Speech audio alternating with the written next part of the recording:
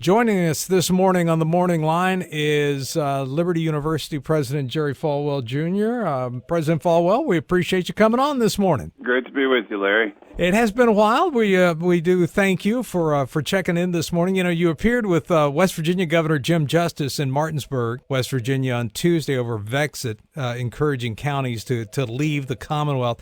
You know, I was just sure you were going to say, well, we're going to expand the campus of Liberty University, and we're going to move all the way to West Virginia, too. We've built so much, it'd be a little hard to move it.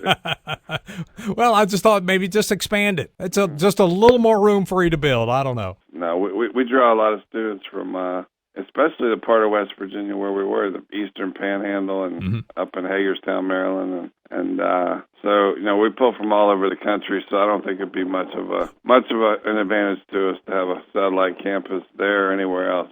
I hear you. Well, let's talk about this whole Vexit thing with you and Governor Justice.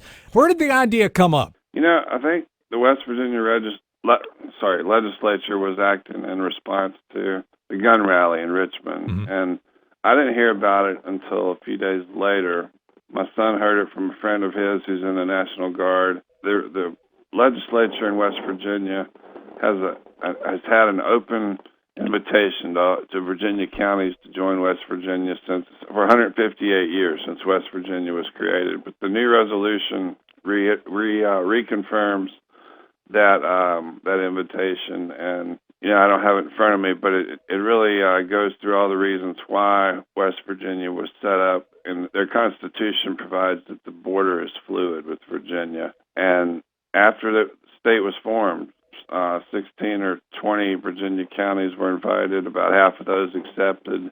The others who were invited they've never said no, but they've never voted on it. And it's something that's starting to make sense because the Washington, D.C. suburbs, there's so many people that live in Virginia there now that really control every statewide election in Virginia. They're the ones that get people like Ralph Northam elected and the two Democratic senators. Without Northern Virginia, our government would be completely Republican in Richmond, or it would be controlled by Republicans. And so it's almost like an invading army up there. and so we just decided, you know, we need to help West Virginia with this. They're trying to do their part. They're prospering under Governor Jim Justice. I can't imagine any state has a better governor. He was, just like President Trump, extremely successful in the private sector in coal and farming and other businesses before becoming governor, and in the hospitality industry.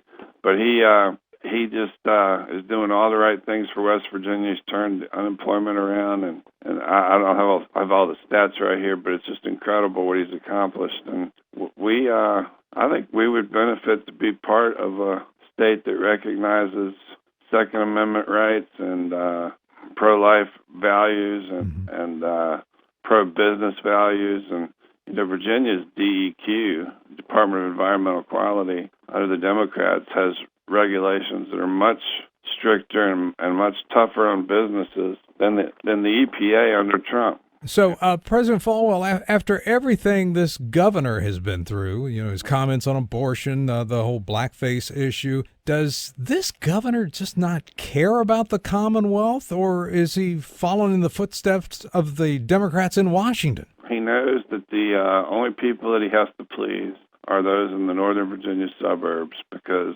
they're the ones that have the numbers to make the decisions on statewide elections. And it's sad, but I don't know much about him. I just know he's an elitist. I mean, the whole attitude of the government in Richmond now is radical, and it's elitist. And you know, when they think they can decide whether we have Second Amendment rights, it's a form of elitism. They're looking down their nose at us. When they decide whether or not a baby can be born, killed after it's born, it's you know, it's sort of a paternalistic, you know, almost authoritarian, fascist type attitude. And I just think it's scary, and I think, you know, Virginia split twice before. Kentucky left Virginia in 1792 because the interests of people that far west were so different than those of Richmond. And again, in 1863, the same thing. West Virginia was not for the Confederate cause. They had other interests that were different than Richmond's, and so they split off. So there's plenty of precedent for this, and both of those divisions were peaceful, unlike the Revolutionary War. But it's in our history, it's in our DNA that when tyranny arises, we move on. I'm not calling for any kind of violent, action. Right. I think it just needs to be a peaceful. I think people need to sign petitions in each county, each city that wants to move, get it on the ballot in November. It'll be a non-binding resolution, so there's no reason why any board of supervisors or any city council can't allow it to be on the ballot. But the only purpose of it is to show the will of the people. And the legislature in Richmond, it's going to be a tough sell, but I think a lot of good can come of it, because if we win the Congress in November, if the Republicans win the Congress could come in and say, okay, we see what the people in the western half of the state want to do.